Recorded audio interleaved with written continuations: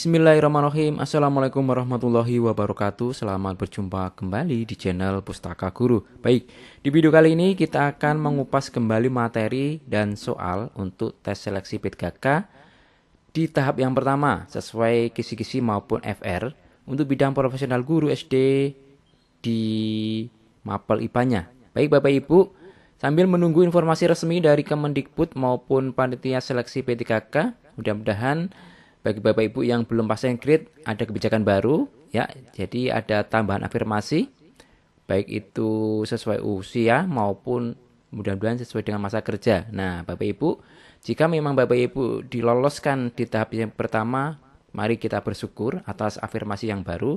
Tapi jika memang belum di tahap pertama kita belum dapat rezeki untuk lolos atau lulus di tahap yang pertama, nah Bapak Ibu perlu juga mempersiapkan diri terkait persiapan untuk tes tahap yang kedua ya. Mudah-mudahan saja Bapak Ibu lolos di tahap yang pertama.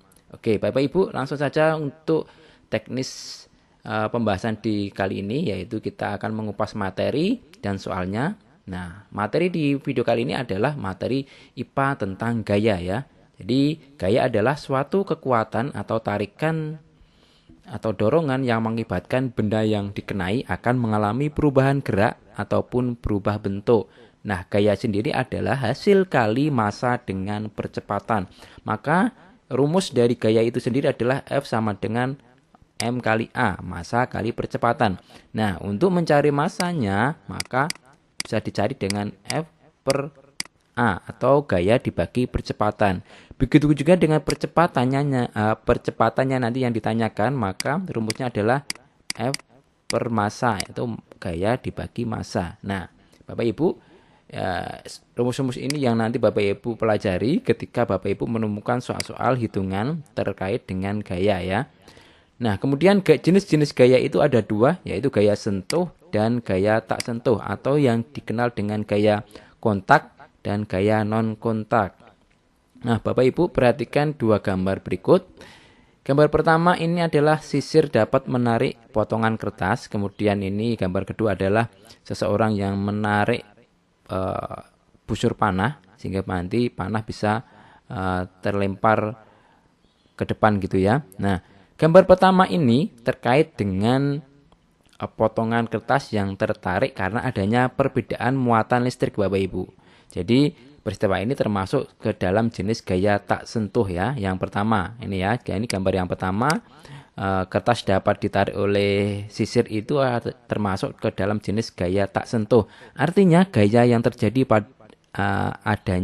terjadi tanpa adanya persentuhan atau kontak langsung antara benda yang dimiliki benda yang memiliki gaya dengan benda yang dikenai gaya. Jadi tidak kontak langsung yang tadinya, sehingga nanti bisa tertarik gitu.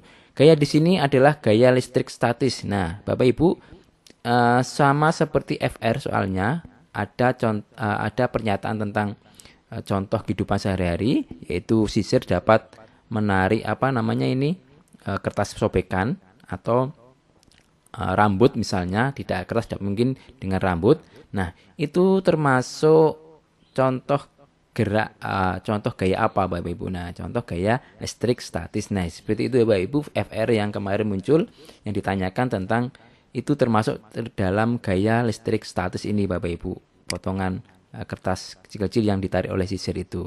Nah, yang ditimbulkan oleh sisir ini digosok oleh rambut yang kering. Jadi adanya gaya listrik yang digosokkan, sisir yang digosokkan di rambut yang kering. Nah, kemudian yang kedua Bapak Ibu, ini terkait dengan anak panah dapat melesat dari busurnya karena adanya perenggangan atau pemampatan dengan menggunakan gaya begas. Nah, ini yang disebut dengan contoh gaya begas ya. Kalau yang tadi yang gambar pertama itu adalah gaya listrik statis, kemudian yang kedua ini adalah gaya begas. Nah, peristiwa ini termasuk ke dalam jenis gaya sentuh. Ya, gaya begas itu termasuk gaya sentuh. Sedangkan gaya listrik tadi, gaya listrik ini tidak sentuh atau non kontak. Demikian Bapak Ibu untuk materi yang pertama. Kita lanjutkan untuk pendalaman materi berikutnya. Nah, gaya kontak tadi jenis ada dua, yaitu gaya kontak maupun sentuh.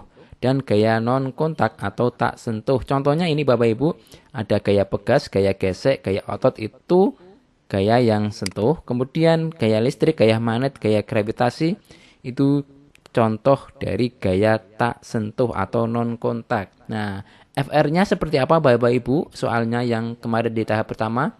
Nah, ini ya, contoh FR di tahap yang pertama tadi kemarin.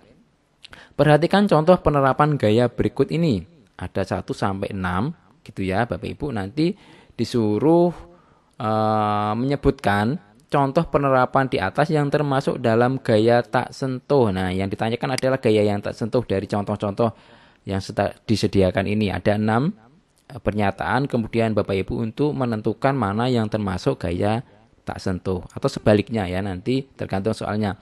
Kalau ini FR-nya adalah gaya tak sentuh. Apa saja Bapak Ibu? Kita lihat analisa yang pertama. Buah mangga jatuh dari pohon. Ini adalah adanya gaya gravitasi ya Bapak Ibu, gaya gravitasi ya. Jadi gaya gravitasi tadi ini adalah non kontak atau tak sentuh. Berarti 1 ya Bapak Ibu. Yang ditanyakan kan tak sentuh ya. Jadi 1 ini sudah termasuk. Kemudian melontarkan batu dari ketapel. Ini gaya pegas. Ini pegas Bapak Ibu. Nah, yang kedua adalah pegas. Nah, pegas sendiri adalah gaya sentuh. Kemudian yang ketiga adalah menarik timba air sumur. Ini gaya otot ya Bapak Ibu. Nomor 3 adalah gaya otot. Kemudian kipas angin bergerak karena mendapat aliran listrik. Ini gaya listrik ya. Ini gaya listrik. Kemudian yang kelima adalah paku yang tertempel dengan magnet. Magnet itu gaya magnet ya. Jadi ini magnet. Termasuk gaya tak sentuh. Jadi 1 ada 5 juga. Kemudian 4 ya, 4, 5. Listrik kan termasuk tak sentuh. Kemudian mengerem ke sepeda, ini gaya gesek ya Bapak Ibu, gesek. Nah, gaya gesek termasuk gaya sentuh. Jadi yang tidak tersentuh atau gaya tak sentuh, maka yang pertama gravitasi.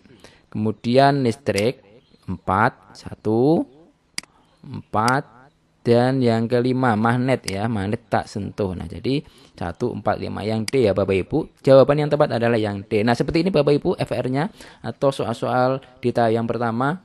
Jadi ada pernyataan gini, kita harus memilih mana yang gaya tak sentuh maupun gaya yang sentuh. Gitu ya Bapak Ibu. Baik, kita lanjutkan untuk soal atau materi berikutnya. Nah, pengaruh gaya terhadap benda. Jadi gaya itu mempengaruhi benda. Yang pertama adalah mengubah bentuk benda ya. Jadi ini mengubah bentuk benda. Contohnya adalah bermain plastisin atau malam gitu ya kalau anak-anak itu. Kemudian memotong kue. Ini juga mengubah bentuk benda. Kemudian yang kedua adalah gaya dapat mengubah arah benda. Nah, mengubah arah benda adalah contohnya adalah menangkis bola voli. Misalkan bermain voli, kita menangkis mengeblok itu ya. Jadi itu termasuk gaya mengubah arah benda. Kemudian bermain layang. Layang-layang ya Bapak Ibu, bermain layang-layang, kita menarik benangnya maka akan berubah arah gitu ya. Kemudian gaya dapat mengubah posisi benda diam ke benda bergerak atau sebaliknya dari bergerak menjadi diam. Itu termasuk pengaruh gaya benda. Contohnya adalah mendorong kereta ya, tadi yang kereta di sini maksudnya mendorong dari yang diam menjadi bergerak, kereta-keretaan gitu ya. Atau mendorong meja, itu sama, kereta atau mendorong meja juga bisa. Kemudian menendang bola. Nah, menendang bola ini dari bola yang diam kemudian kita tendang, itu termasuk ini ya, gaya dapat mengubah posisi benda. Dari diam menjadi bergerak atau sebaliknya mungkin dari bergerak kita hentikan. Ya, jadi menghentikan bola juga mengubah posisi benda. Nah, baik-baik Bapak Ibu, seperti apa soalnya FR-nya? Perhatikan contoh penerapan gaya berikut ini. Yang pertama adalah menendang bola, kemudian menyundul bola, 3 memotong kue, 4 meremas botol plastik, 5 mendorong meja, 6 menendang bola dari lawan. Dari contoh penerapan di atas yang termasuk dalam gaya yang dapat mengubah arah benda. Yang ditanyakan adalah gaya mengubah arah benda. Itu yang mana? Baik, kita lihat cek yang pertama. Menendang bola tadi ya, menendang bola itu bukan arah bola. Jadi ini dapat mengubah posisi. Jadi posisi ya, yang pertama ini adalah posisinya, bukan arahnya. Kemudian menyundul bola. Nah ini yang kedua ini termasuk kepada arah ya. Jadi mengubah arah benda. Karena kita menyundul bola itu dari lawan, kita sundul berarti arahnya sudah berubah gitu ya. Memotong kue ini tadi mengubah bentuk ya, jadi bentuk. Kemudian yang keempat ada meremas botol plastik, itu juga bentuk sama, bentuknya berubah gitu ya, berarti botolnya berubah. Nanti kalau kita remas botolnya akan berubah. Kemudian mendorong meja, ini yang dari dia menjadi bergerak, maka ini posisi ya, mengubah posisi benda. Kemudian menendang bola dari lawan, jadi kita ada dapat bola dari lawan, kita tendang kembali, maka ini arah. Jadi mengubah arah. Nah, yang ditanyakan adalah yang mengubah arah jadi yang nomor 2 dan nomor 6. Jadi jawaban yang tepat adalah yang C ya Bapak Ibu, 2 dan 6. Nah, Bapak Ibu mungkin nanti yang ditanyakan bukan mengubah arah benda, tetapi mengubah bentuk benda atau mengubah posisi benda. Nah, Bapak Ibu bisa cermati seperti ini cara menjawab soal-soal FR yang terkait dengan pengaruh gaya terhadap benda. Baik Bapak Ibu, kita lanjutkan untuk pendalaman berikutnya. Nah, terkait dengan hukum Newton Bapak Ibu, ada 3 ya. Hukum Newton pertama atau hukum 1 Newton, hukum 2 Newton, dan hukum ketiga Newton. Nah, hukum pertama ini terkait setiap benda akan diam atau bergerak lurus beraturan jika resultan gaya yang dihasilkan itu sama dengan 0. Ini rumusnya seperti ini, rumus untuk hukum pertama. Kemudian hukum kedua adalah besar percepatan yang dialami suatu benda berbanding lurus. Nah, percepatan itu akan berbanding lurus dengan gaya yang bekerja dan berbanding terbalik dengan massa benda. Kemarin juga ada pertanyaan seperti itu bahwa percepatan itu akan titik dengan pernyataannya seperti ini ya, berbanding lurus atau berbanding terbalik. Nah, kalau berbanding lurus maka akan berbanding lurus dengan gaya, sedangkan berbanding terbalik dengan massanya. Nah, maka rumusnya seperti ini Bapak Ibu. Percepatan adalah yang seperti tadi, gaya dibagi massa seperti ini Bapak Ibu. Jadi gaya akan berbanding lurus dengan percepatan akan berbanding lurus dengan gaya, tetapi percepatan akan berbanding terbalik dengan massanya. Gitu ya Bapak Ibu. Kita lanjutkan untuk hukum ketiga Newton. Setiap ada gaya aksi yang bekerja pada suatu benda, maka akan timbul gaya reaksi yang sama besar ya, sama. Ini besarnya sama, tetapi arahnya berlawanan. Maka F aksi sama dengan F reaksi, tetapi arahnya berlawanan. Gitu ya Bapak Ibu. Nah, bagaimana contoh FR-nya yang kemarin keluar? Seperti ini Bapak Ibu. Saat terbang di udara, gerakan burung tersebut dapat dijelaskan dengan hukum ketiga Newton, yaitu dengan cara memanfaatkan sifat aliran udara. Perbandingan besarnya gaya aksi dan reaksi antara burung dengan udara yang benar adalah titik-titik. Nah, seperti itu Bapak Ibu soalnya. Maka kita jawab dengan sama ya. Jadi perbandingan itu pasti akan sama. Tetapi ada keterangannya, karena burung bisa terbang ke depan itu karena gaya yang dimiliki melebihi besar gaya geseknya dengan udara, maka burung dapat melaju depan. Jadi yang jawaban yang tepat yang C ini Bapak Ibu. Gaya reaksi dan aksinya itu akan sama, tetapi karena gaya yang dimilikinya itu lebih besar dari gaya geseknya dengan udara, maka burung dapat melaju ke depan. Ini Bapak Ibu jawaban yang tepat untuk soal seperti ini ya Bapak Ibu.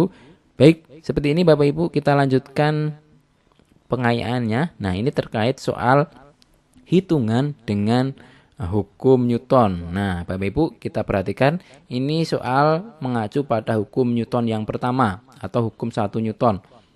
Jadi tadi hukum 1 Newton adalah jumlah gaya itu sama dengan 0 ya. Jadi jumlah gaya itu sama dengan 0 ketika benda itu diam. Nah, benda diam, maka resultan gaya adalah 0. Jadi seperti ini. F3 dikurangi F1 dikurangi F2 ya. Karena ini berlawanan arah maka dikurangi. Sama dengan 0. Ini Bapak Ibunya. F3 itu sama dengan kalau dibalik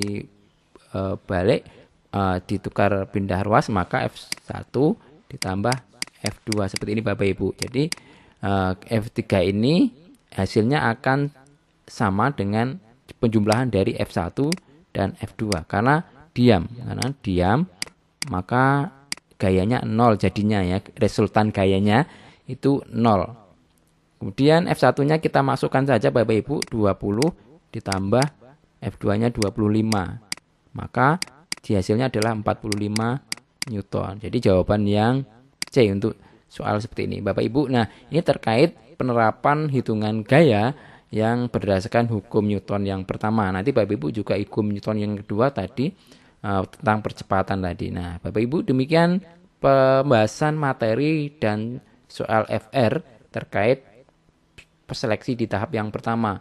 Nah, mudah-mudahan di seleksi yang tahap yang kedua nanti soalnya akan sama seperti ini. Paling tidak Bapak Ibu punya gambaran acuan materi yang akan dipelajari dan contoh-contoh soal yang keluar. Demikian Bapak Ibu, mudah-mudahan bermanfaat. Di video selanjutnya kita akan membahas untuk materi energi ya. Ada energi mekanik, potensial, kinetik, dan berbagai macam contoh-contohnya di dalam kehidupan sehari-hari. Oke, demikian Bapak Ibu, mudah-mudahan bermanfaat.